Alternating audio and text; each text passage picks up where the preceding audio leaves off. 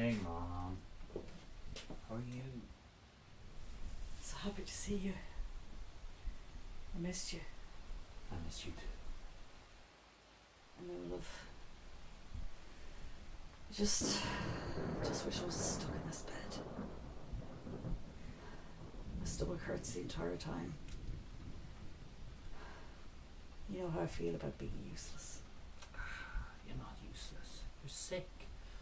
I'm here to take care of you. Just like you used to take care of me. Do you remember that time we got mumps? You look like a frog. Oh, you wouldn't leave the house for a week. Said you looked like a monster. Poor boy. So fragile. I remember staying with you the whole night. Close to you, because otherwise you wouldn't get to sleep. We came up with all sorts of games and stories.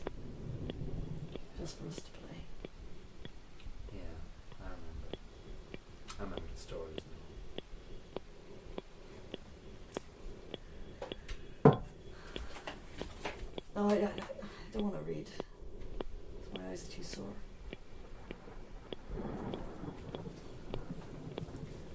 Tell me about your day.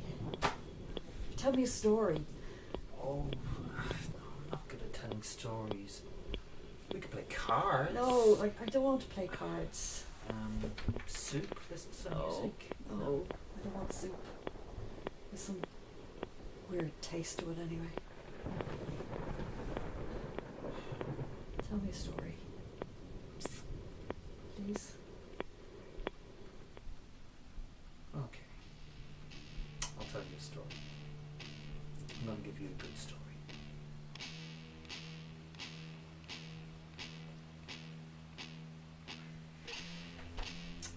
Well, let's begin, shall we?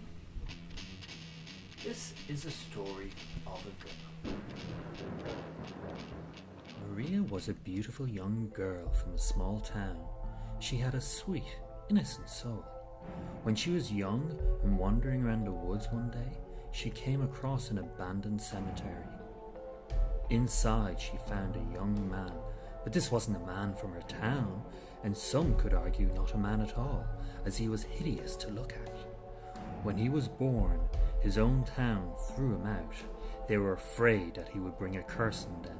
Somehow he managed to survive out in the wild.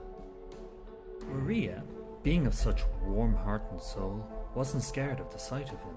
Instead, became his one and only friend. Over the years, as they aged together, she would bring him food, clothing, and read to him. As they aged together, his face would warp more and more. His movements became more distorted and awful to watch, while her beauty only increased. Her smile, her eyes, and laugh would be the only joy for his bleak, miserable days. Her feelings always remained the same for him.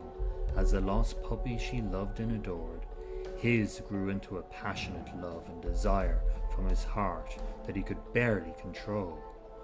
But he knew he had to. He knew that they could never be together, and that she could never love something like him the way he loved her. He would watch her move through the woods as she came to visit him. Her smooth, flowing form contrasted his angles and distorted joints. One day she came to him more happy than usual to tell him about a boy she had met. A handsome man with broad shoulders and strong, warm hands that when they held her, she never wanted to leave his warm embrace. She told him how she couldn't wait to bring him to meet the miserably formed creature in the woods that she was so fond of. She told him how she knew they would be the best of friends as they were.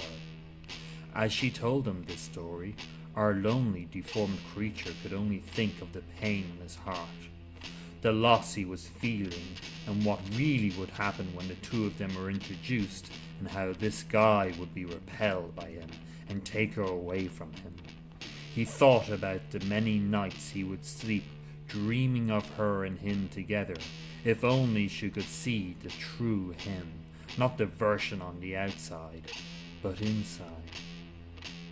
She continued to speak as he became more jealous of her story, and his anger welled up inside him until he couldn't control it anymore. The monster that was him took control, and he grabbed her like a wild animal. She screamed in terror at never seeing this side of him. She struggled to get away, but his grip was too strong around her and dragged her away. The monster tied Maria to a tree. She had slight blood on her face and tears.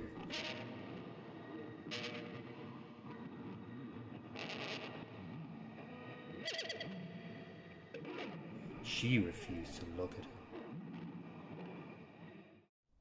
As the day rolls into night and the night back into day, Maria fades away into death as the sadness overwhelms her upon learning that the monster is the same on the inside as he appears to be on the outside. The monster, upon realizing what he has done, lays down at her feet, never to move again.